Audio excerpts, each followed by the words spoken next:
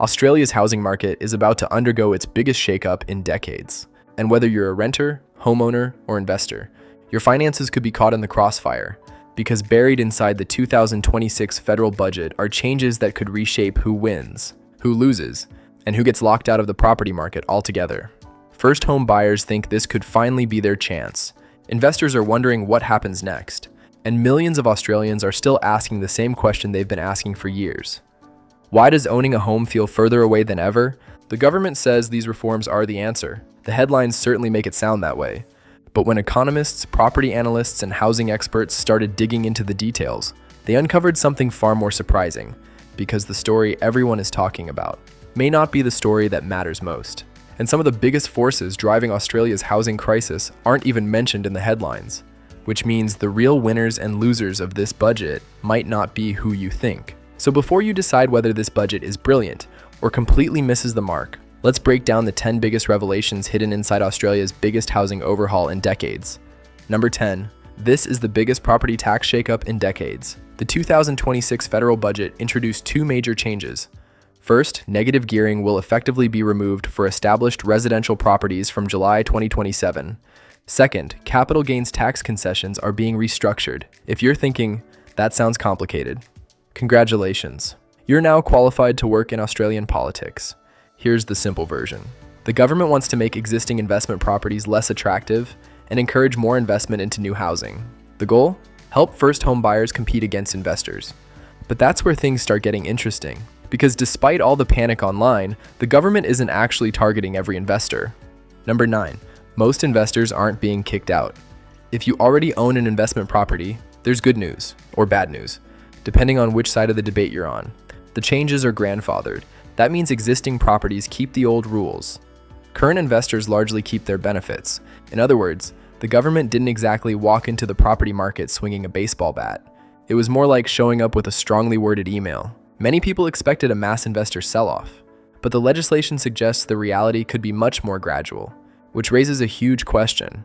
If investors aren't being forced out of the market, why do economists still expect prices to soften? Number 8. House prices could actually fall. Now, before you start browsing waterfront mansions thinking they'll soon be available for the price of a second-hand Corolla, let's calm down. The modeling suggests prices could be between 1% and 5% lower than they otherwise would have been. Notice something important, not 1% to 5% lower than today, 1% to 5% lower than they otherwise might have been. That's a very different thing. For anyone hoping Sydney houses would suddenly drop from $1.5 million to $400,000, you may want to sit down for this part. Housing affordability in Australia wasn't created overnight, and it probably won't be fixed overnight either. Still, even a small reduction in prices could matter, especially for the people this budget is designed to help. First home buyers. Number 7. First home buyers might finally catch a break. This is the group the government is trying to help. Less investor competition, more owner-occupiers, slightly lower prices. Government estimates suggest around 75,000 additional first home buyers could enter the market over the next decade. On paper, that's a win. And for many Australians who feel permanently locked out of the market, it's welcome news. But here's where things get complicated. Every policy creates winners and losers, and the next group could end up paying a much bigger price than most people realize. Number 6. Renters could be the biggest losers.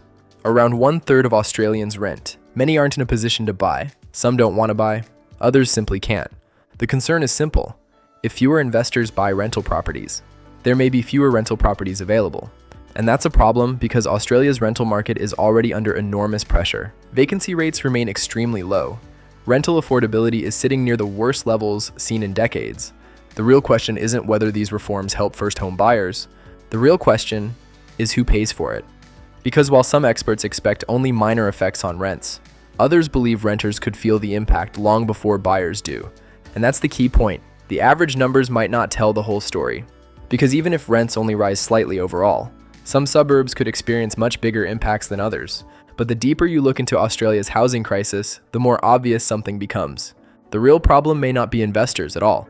This is where things get really interesting. Number 5.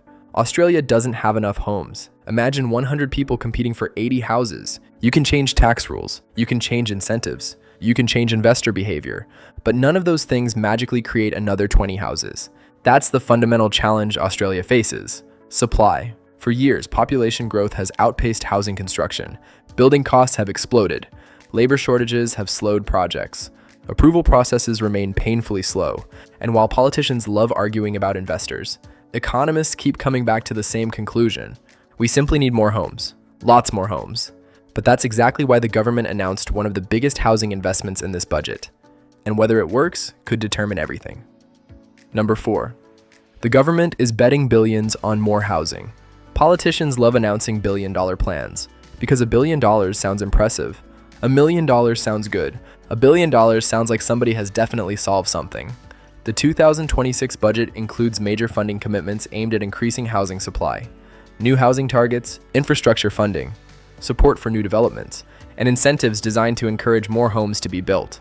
On paper, it sounds exactly like what Australia needs: more homes, more supply, more affordability. Simple. Except housing markets have a habit of being about as simple as assembling flat-pack furniture after watching a 3-minute tutorial, because funding is only one piece of the puzzle. And as you'll see in the next revelation, throwing money at the problem doesn't automatically create more homes.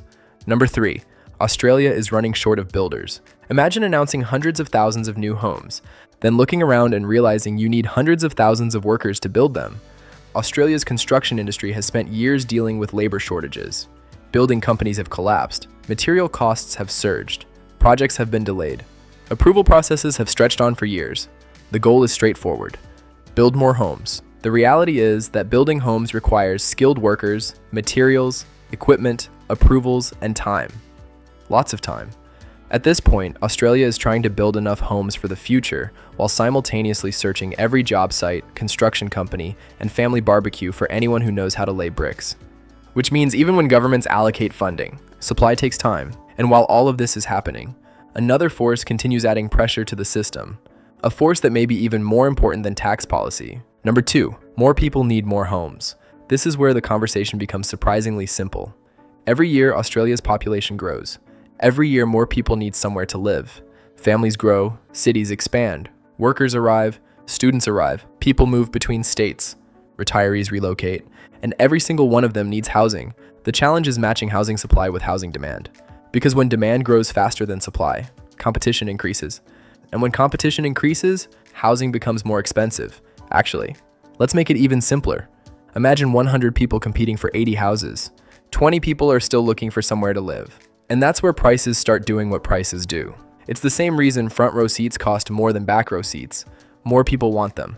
Except in this case, we're talking about homes, which makes the stakes slightly higher than getting a better view at a Taylor Swift concert. And that brings us to the final revelation, the one that explains why Australia's housing crisis has felt impossible to solve. The revelation that sits underneath every headline, every election promise, every policy announcement, and every housing debate. Number 1, Australia's housing crisis is really a maths problem. After all the headlines, all the political debates, all the arguments about investors, negative gearing, tax concessions, and billion-dollar housing plans, the biggest revelation is surprisingly simple. Australia has more people looking for homes than homes being built. That's the equation. And every housing policy eventually runs into that reality, because housing affordability improves when supply grows faster than demand, and housing becomes more expensive when demand grows faster than supply.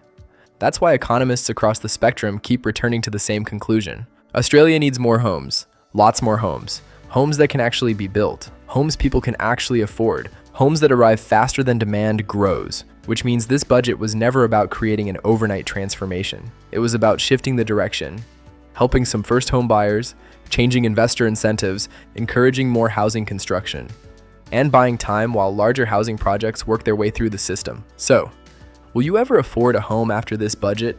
Maybe, but probably not for the reasons most headlines are talking about. Because after all the debate, the biggest revelation is still the simplest one. Australia needs more homes, and every housing policy eventually runs into the same equation. More people looking for homes than homes being built. Until that equation changes, the housing conversation will keep repeating itself. The politicians will change, the policies will change, the headlines will change, but the math stays the same. If you enjoyed this breakdown, make sure you subscribe, because the next big housing story is already unfolding, and it may be even bigger than this one.